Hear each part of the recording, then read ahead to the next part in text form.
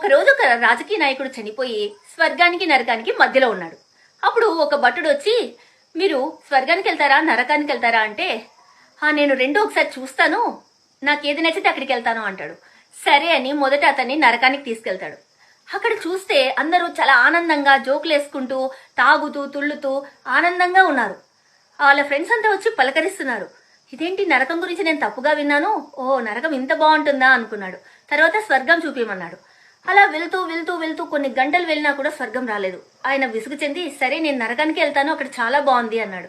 సరే అని భటుడు అక్కడికి తీసుకెళ్లి వదిలేశాడు. అప్పుడు అక్కడ చూస్తే అందరూ ఏడుస్తూ శిక్షలు అనుభవిస్తూ చాలా చాలా కష్టంగా ఉంది. అదేంటి, ఇందాక చూస్తే అందరూ చాలా సంతోషంగా ఉన్నారు, ఇప్పుడు అందరూ ఏడుస్తున్నారు, శిక్షలు అనుభవిస్తున్నారు, ఏంటి అని అడిగాడు. అయ్యా, నరకానికి మేము ప్రచారం చేశాము, దాన్ని మీరు నమ్మారు, మీరు రాజకీయాలు ఎలా చేస్తారో మేము అలాగే చేస్తాము అన్నాడు. చూసారా, మన రాజకీయాలు కూడా అలాగే ఉంటాయి.